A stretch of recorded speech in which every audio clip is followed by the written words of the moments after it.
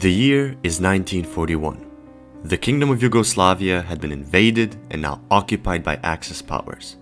Its territories have been awarded to Nazi allies and puppet regimes, with local fascist and anti-fascist movements rising from the rubble, either to collaborate with or fight against the occupators.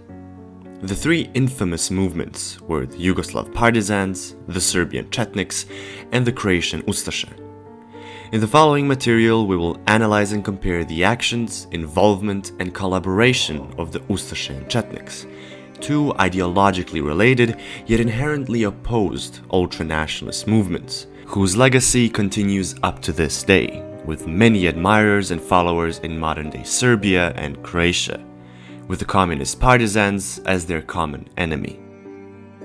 The partisans, their origins, actions, and involvement will be discussed in a separate video, as they're ideologically distinct from the aforementioned ethnonationalist movements and don't have the same fog of ideological and practical ambiguity which surrounds the Chetniks and the Ustashe, who, in modern-day discussions, often get compared for their atrocities.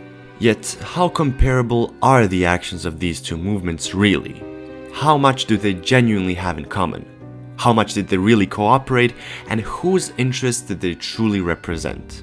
These are the controversial questions we will be exploring in the following minutes, so keep an open mind and remember that I, as the author of this video, do not endorse or prefer either of these movements, despite my Serbian origins. Much of what you're about to hear might be shocking and may sound even fabricated or over-exaggerated. Therefore, I urge you to do your own research and draw your own conclusions. So, let us begin, starting with the Ustashe.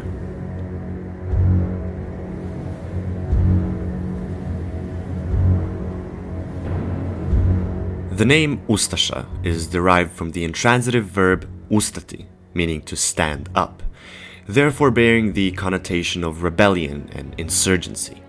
Their existence and actions were based on their anti-Serbian and anti-Habsburg worldview, propagating for a clean, independent, ethno-nationalist Croatian state, devoid of any minorities, most notably Serbs, which were deemed as subhumans and responsible for all the problems of the average Croatian. This antagonism against Serbs was justified by alleged oppression and marginalization of Croatians in the Kingdom of Yugoslavia, which was ruled by a Serbian dynasty, combined with the fact that Serbs were a majority in quite a few regions of Croatia and Bosnia. This feeling of superiority was further elevated through pseudo-scientific theories of alleged Gothic and Germanic origins of the Croatian people, whereas the Muslims in Bosnia were seen as merely being Muslim Croatians who got converted to Islam through Ottoman occupation. The leader, or poglavnik, of the Ustashe was Ante Pavelić, a Führer-like figure who served as a Nazi quisling. These are only the most obvious patterns, which coincide with those of Hitler and Nazi Germany, with further observation uncovering even more sinister elements of the Ustashe ideology, which even superseded those of Hitler's Germany in their sheer brutality and destructiveness. The independent state of Croatia, as it was proudly proclaimed, was to be cleansed and liberated of all the untermenschen, all under the guise and support of the Roman Catholic Church and the Catholic clergy within the country, including nefarious names such as Archbishop Alojzije Stepinac, Friar Miroslav Filipović, Archbishop Ivan Rašić, clergyman Ivan Guberina, and Dionizije Juričev. The clero-fascist elite was devoted in ethno-demographically engineering the newly established state, which proceeded in a systemic, institutional manner. The official policy regarding the Serbian population, declared by Mile Budak, Mirko Pun, and Milovan Žanić in May of 1941, was: 1/3 of the Serbs were to be killed, 1/3 were to be expelled, and 1/3 were to be forcibly converted to Catholicism. Miroslav Žanić, minister of the NDH Legislative Council, had this to say on the 2nd of May 1941, quote, "This country can only be a Croatian country, and there is no method we would hesitate to use in order to make it truly Croatian and cleanse it of Serbs. who have for centuries endangered us and who will endanger us again if they're given the opportunity." End quote. This policy had unleashed one of the most monstrous and disturbing genocide in European history. Numerous concentration and extermination camps were erected across the country, with the Jasenovac death camp as the most massive one, with several subcamps, of which the one in Stara Gradiška was used exclusively for imprisoning and systematically murdering women and children.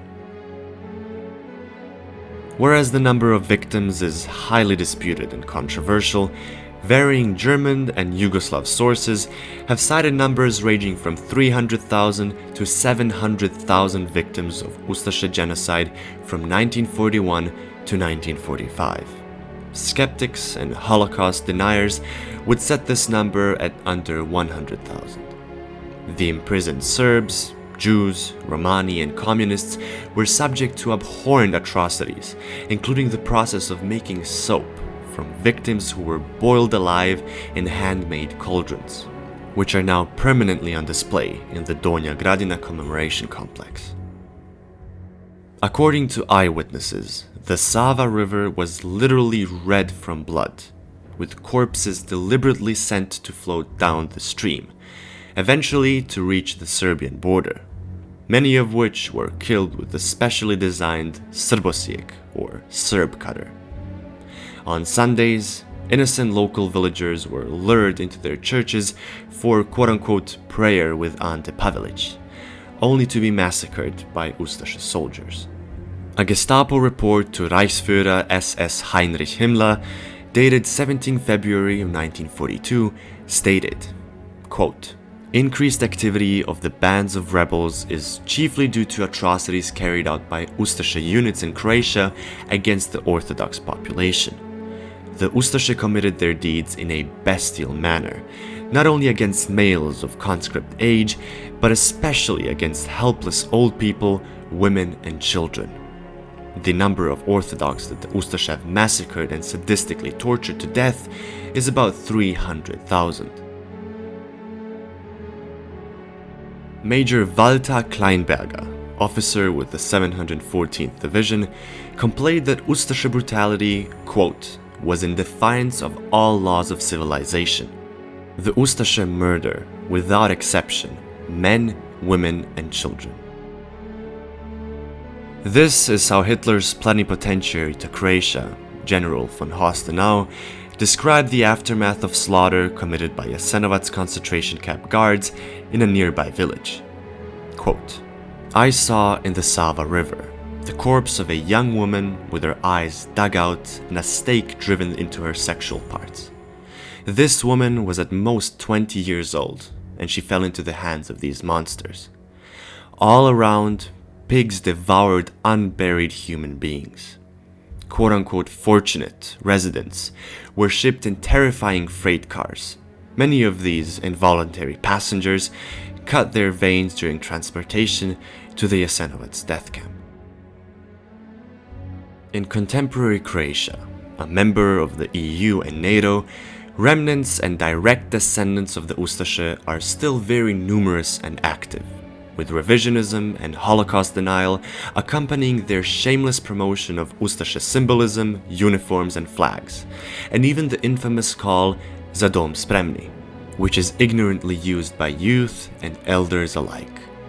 Milanović je ovdje došao, nije održao govor, samo je ujutro, ovo je neprimjereno skandiranje, inače nije obilježilo čitav dan, bilo je samo povremeno i većina ljudi ovako skandiranje nije prihvaćala. Ograđujemo se naravno od ovoga što smo upravo čuli od neodgovornih pojedinaca. Some of the most famous occasions to hear this call at is during concerts of the extremely popular Marko Perković Thompson, whereas the commemoration of the Bleiburg massacre is, according to Austrian authorities, the biggest Nazi gathering in Europe. Holocaust denial and willful ignorance is not only prevalent among outright Nazis. Most Croatians are hesitant to critically speak about the Ustashe regime, as is perfectly demonstrated in the following video. Znate li koliko je ljudi nastradalo u Jasenovcu? Ne. Znate li koji narod najviše nastradao? Pa Židovi bi trebali biti. A poslije njih? Poslije njih teško mi je reći. Znate li koliko je ljudi ubijeno u Jasenovcu? A ovisi ko tumači. Ako tumače neprijatelj domovine, onda je jako puno. Ako prijatelj domovine, onda je druga priča. Znate li koji narod najviše stradao u Jasenovcu? Hrvati 100%. 20.000. A ko bi mogao nastradati od naroda? Koji narod može? A mi, vjerojatno. Ko su mi? Hrvati. Hrvati i Židovi, najviše. Zna se ko je najviše nastradao, Hrvati. Najviše hrvatski zna stradao. U Jasenovcu? Židovi. A poslije njih? Srbi. Govorilo se da je najviše nastradalo Srba, ali je broj bio upitan, zar ne? Mislim da su puno stradali Hrvati komunisti, zatim Romi, pa i Srbi. Nije nam bilo teško pa smo ispred Filozofskog fakulteta i buduće akademske građane Hrvatske pitali šta misle o Jasenovcu. Znate li koliko ljudi ubijeno u Jasenovcu? Ne znam. Nemam pojma. A danas kad neko spomene Jasenovac, šta za vas to znači? Pa ne puno. Isto tako. Danas kad neko kaže Jasenovac, šta to za tebe znači? Imam kolokvij sada, doista ne mogu razmišljati o ovakvim stvarima, žao mi je. Koliko je ljudi ubijeno u Jasenovcu? Idem na predavanje, dobro, hvala. Baš me briga. Ne predstavlja mi to nikakvu važnost. Nikakvu. This behavior lies not only in the lack of any systemic, internal denazification of Croatia after World War II, but with the resurgence of fascistic paroles and ideas during the breakup of Yugoslavia in the 90s. Now, let's take a look at the Chetnik movement.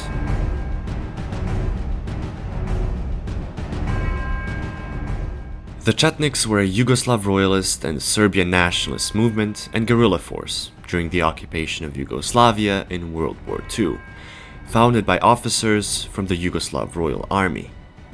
The Chetniks were not a homogeneous movement and were led by several generals with conflicting interests, goals, and moral codes.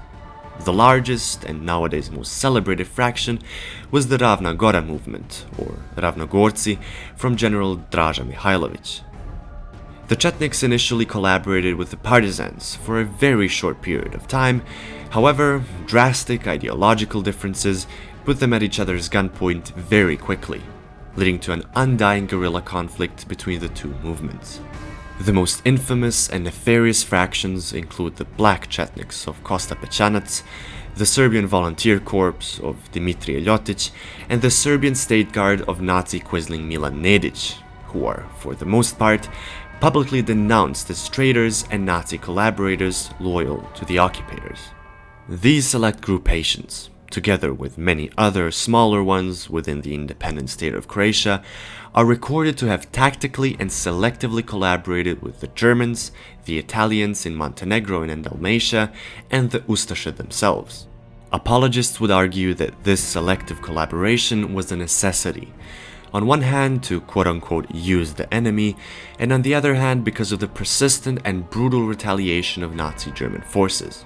Allegedly, an ultimatum was set for the Chetniks, that 100 Serbian hostages shall be executed for every German soldier killed, rendering direct confrontation a suicide mission. Therefore, the initial resistance and anti-fascist movement was stuck in a checkmate, selectively collaborating when it suited them, quite helplessly waiting for an Allied landing in the Balkans. During the 4 years of occupation, the Chetniks showed marginal resistance and gradually started answering to the crimes of the Ustashe with their own atrocities against minorities in Serbia and eastern Bosnia. This transitioned into a coherent vision of an ethnically homogeneous Greater Serbian state, much like the one that the Ustashe had already built for the Croatians. They actively engaged in terrorizing Croatians in mixed areas, Muslims in Bosnia, Herzegovina, and Sanjak, which gradually evolved into clear ethnic cleansing. The killings of civilians, the burning of villages, assassinations, and destruction of property only exacerbated the existing ethnic tensions between the Serbs and Croatians. These actions were, as it's to be expected, justified by the systemic genocide of the Ustashe against Serbs, leading to an endless pattern of terror and anti-terror. Despite the efforts of apologists to label Draža Mihailović as a saint among sinners, shatters with the directive he dispatched on the 20th of December 1941, where he allegedly ordered the ethnic cleansing of Croatians and Bosniaks living in areas which were, according to Stefan Moljevic's vision, intended to be transformed into a homogeneous Greater Serbia, which would mean the potential expulsion of 2.7 million non-Serbs from the area. Estimates of the numbers of deaths in Croatia and Bosnia range from 50,000 to 68,000, with 300 villages and small towns, mosques, and Catholic churches destroyed. Besides the ethnic and religious oppression, Chetniks were especially occupied with the Partisans, who they showed the most hatred and resentment towards, despite the fact that a majority of Partisans were ethnically Serbian. More modern embodiments of the Chetnik ideal were Željko Ražnjatović Arkan, Vojislav Šešelj, who proudly calls himself the Chetnik Vojvoda, Ratko Mladić, and Radovan Karadžić, who were determined in continuing the legacy of the movement. Contemporary Chetnik iconography can be found on t-shirts and merchandise with images of Mladić and Mihailović, who are, among others, praised as heroes of the Serbian people. This glorification is mostly upheld through dishonest historical revisionism and a reinterpretation of the true Chetnik role from during the occupation, whereas the Partisans are, in contemporary Serbian circles, for the most part criticized and denounced. Despite their opposing extremist nationalisms, the Ustashe signed collaboration agreements with countless Chetnik commanders in the independent state of Croatia in the spring of 1942, agreements for a cooperation against the ever-stronger Partisans. They simultaneously participated, among German and Italian forces, in major battles against the Partisans in the NDH, the Kozara Offensive, Case White, Operation Russelsprung, the Battle for Knin, etc. Beyond that, the agreements specify that the NDH military will support Chetniks with arms and ammunition. Chetniks wounded in anti-partisan operations will be treated at NDH military hospitals, and widows and orphans of killed Chetnik soldiers will receive state financial aid equal to aid received by widows and orphans of NDH soldiers.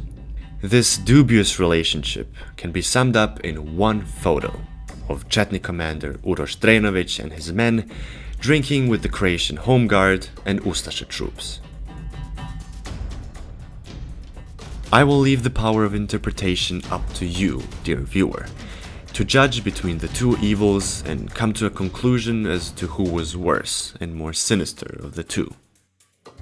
What is clear, however, is the worrying reality of both of these movements, which, despite their ranging levels of sinisterness and brutality, are publicly praised and celebrated among Croatian and Serbian contemporaries alike, who either knowingly but subtly support the genocide and ethnic cleansing, or are merely blinded by ignorance, feeding their sense of belonging and chauvinism while turning a blind eye to historical realities.